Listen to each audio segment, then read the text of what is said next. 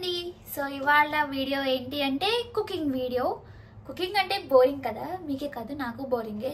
అందుకని ఇవాళ ఒక కొత్త వెజిటేబుల్తో వచ్చానమాట. అంటే ఆ వెజిటేబుల్ నాకు కొత్త, మీకు కొత్త కాకపోతే ఏమీ అనుకోకండి. అదేంటి అంటే ఇదనమాట, ఆస్పరాగస్. కనిపిస్తుందా? ఆస్పరాగస్. సో ప్రొనౌన్సియేషన్ రాంగ్ అయితే నెక్స్ట్ టైం కరెక్ట్ చేసుకుంటానండి. సో ఇది దీంతో ఏం చేసుకోవచ్చో తెలియదు నాకు కూడా, బట్ ఏదో చేద్దామని డిసైడ్ అయ్యాను. ఎందుకంటే ఇది తెచ్చి ఆల్మోస్ట్ 20 days అయింది. ఇంకొన్ని రోజులు అయితే కుళ్ళిపోద్ది. ఆల్రెడీ ఆ ప్రాసెస్ కూడా స్టార్ట్ అయింది, అందుకని వాళ్ళు తీసాను. ఇంకా దీని రిజల్ట్ ఎలా ఉంటుందో మీతో పాటు నాకు కొత్తే. సో చూద్దాము. ఈ ప్రాసెస్లో ఇంకా ఏమేమి చేసుకోవచ్చు, మీకు ఏమైనా ఐడియా ఉంటే నాకు కమెంట్స్లో చెప్పండి, నేను ఖచ్చితంగా ట్రై చేస్తాను. ఇంకా దానికంటే ముందు పాలు తోడేయాలి. ఇక్కడ పాలు తోడేయడానికి మళ్ళీ పెద్ద ప్రాసెస్ ఉందన్నమాట. ఇంకా అది అయిపోయిన తర్వాత వెజిటేబుల్ అంటే దానికి కావాల్సినవి ఏమేంటో చెప్పి, అంటే నేనేమంత ప్రొఫెషనల్ కాదు, బట్ నేను ఎలా చేసుకున్నానో చూపిస్తాను. ఇవి ఇలా ఉన్నాయండి, ఇలా ఉన్నాయి. యాక్చువల్గా ఫ్రెష్గా లేవు, ఆల్మోస్ట్ మరి 2 weeks దాటిపోయింది కదా, 20 days అవుతుంది. ఇంక ఇప్పుడు వాష్ చేసి వీటిని ముక్కలుగా కట్ చేసుకొని నెక్స్ట్ ఏం చేయాలో ఆలోచిద్దాం. కట్ చేస్తున్నానండి. ఇప్పుడు కొంచెం వెరైటీగా ఉంటాయని చిన్నగానే, నాకు అన్నీ చిన్నగానే కట్ చేసుకోవడం ఇష్టం యాక్చువల్లీ. ఈ మరీ అంత చిన్నగా కాకపోయినా ఏదో కట్ చేస్తున్నాను. స్మెల్ కొంచెం తేడాగా ఉంది. ఏమవుద్దో ఏంటో ఈ వంట. ఇది ఒకవేళ మీ ఫేవరెట్ కర్రీ అయితే నేను ఇలా అంటున్నాను, ఏమీ తిట్టుకోకన్నాను.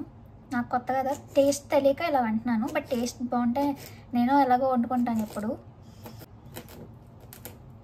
కొంచెం గట్టిగా కూడా ఉన్నాయి అక్కడక్కడ, అయినా చాక్కి ముక్కలు అవ్వట్లేదు.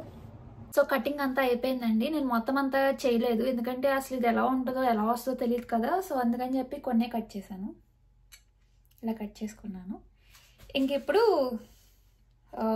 వంట వార్పు మొదలు పెడదాము. సో ఏం చేస్తున్నానంటే ఫస్ట్ చేసిన తర్వాత చెప్తాలేండి ఎందుకు వచ్చింది మళ్ళీ. ఫస్ట్ 2 pans పెట్టుకుంటున్నాను. ఒకటేమో ఆయిల్ వేసి, ఇంకోటేమో ఆయిల్ లేకుండా పెట్టుకుంటున్నాను. ఆయిల్ లేకుండా పెట్టానని చెప్పాను కదా, దాంట్లో కొన్ని పల్లీలు, ఎక్కువేం కాదు, కొన్ని. ఏదైనా 3 సార్లు వేయడం అలవాటు, సో అదనమాట. మీరు కూడా ఎవరికైనా ఇలాగ అలవాటు ఉందా? నాకుంది, ఉంటే కమెంట్స్లో చెప్పండి. ఇంకొక ప్యాన్లో ఆయిల్ వేసి పెట్టుకున్నాం కదండి, దాంట్లో ఈ పప్పులు, శనగపప్పు, మినపప్పు వేసుకుంటున్నాను.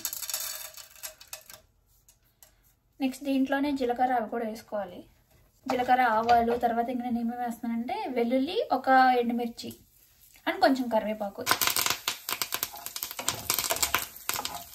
కరివేపాకు చల్లారి పెట్టుకొని వేసినా ఏంటో మరి అలా చిటపట్టలేదు, బ్యాడ్ కరివేపాకు.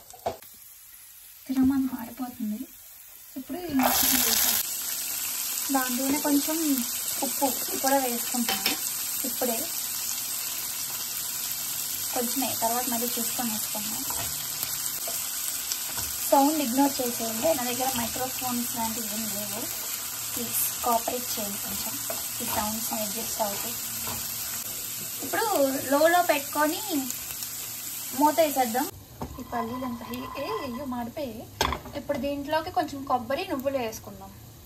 నువ్వులు నేను కొంచెమే వేసుకుంటాను, కొంచెం వేడని, బట్ టేస్ట్ బాగుంటుంది కదా, అందుకని వేస్తాను. తర్వాత పట్టేటప్పుడు పుట్నాల పప్పు కూడా వేసుకొని మిక్సీ పట్టుకుంటాను. ఈ మిక్స్ని, దీన్ని, ఇదేంటండి వేరుశనగ పప్పులు, నువ్వులు, కోకోనట్ ఫ్లేక్స్, ఇంకా పుట్నాల పప్పు మొత్తం కలిపేసి మిక్సీ పట్టేస్తాను. ఇది కొంచెం చల్లారాలి కాకపోతే, సో వెయిటింగ్ దానికోసం. అదేమో కుకింగ్లో ఉంది, ఆస్పరాగస్, దాని తెలుగులో ఏమంటారు.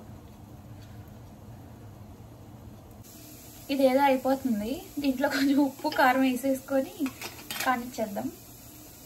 ఇది ఏమైందో ఏంటో, తినేదాగినట్టు ఉంటే చాలు నాకు. అవుట్పుట్ ఎండ్లో చూపిస్తాను, భయపడకండి ప్లీజ్. ఏం మాడలేదు కానీ, బట్ అయినా ఎందుకో కొంచెం తేడాగా ఉంది ఇది చూడ్డానికి.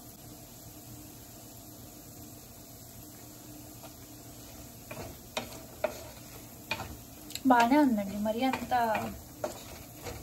బాగానే ఉంది. Okay, satisfy. కొంచెం మగ్గనిచ్చుకుంటే ఇంకా బాగానే ఉంటుందేమో. ధనియా పొడి టైం అనమాట. ఇప్పుడు ధనియా పొడికి ముందు కొంచెం పసుపు కూడా వేసుకున్నాను. ఇప్పుడు ఇది కొంచెం ఎక్కువ వేస్తాను, టేస్ట్ బాగుంటుంది, నాకు ఇష్టం. కొత్తిమీర లేదు ఇంట్లో, కొత్తిమీర అయిపోయింది. ఒకసారి తిప్పేసి ఇది పొడి పట్టుకున్నాను కదా, ఇది కలర్ ఇది మాడిపోయినాయి కదా పప్పులు, అందుకని ఇలా ఉంది. మామూలుగా అయితే బాగానే ఉండేది. ఇది వేసేసుకోవడమే. ఇంకా ఇది వేసేసి ఇంకా ఎక్కువసేపు ఉంచక్కర్లేదు, వేసేద్దాం. ఆయిల్ ఎక్కువైంది, నాకు అర్థం కాలేదు. నేను తీసుకున్న దానికి అది ఎక్కువ. ఇది ఫ్రై అవ్వకుండా ఏదో అయిపోయింది. ఎండ్ రిజల్ట్ ఇలా వచ్చింది. మాడిపోయింది అనుకుంటున్నారా? ఏం మాడలేదు, నాది ఆ పల్లీది కొంచెం ఎక్కువ ఫ్రై చేయడం వల్ల ఇలా వచ్చింది. దీన్ని ఒకసారి టేస్ట్ చేసి చూపిస్తాను.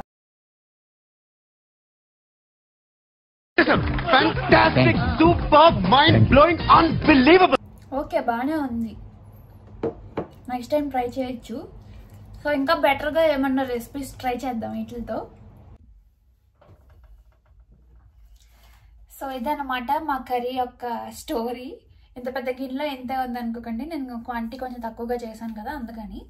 అండ్ కలర్ విషయానికి వస్తే నా వేరుశనగ పప్పులు కొంచెం ఎక్కువగా ఫ్రై అయిపోవడం వల్ల అలా ఉంది. బట్ ఎక్సెప్ట్ దాట్ రిమైనింగ్ అంతా చాలా బాగుంది. అంటే కర్రీ టేస్ట్ చాలా నచ్చింది, నాకు నచ్చింది.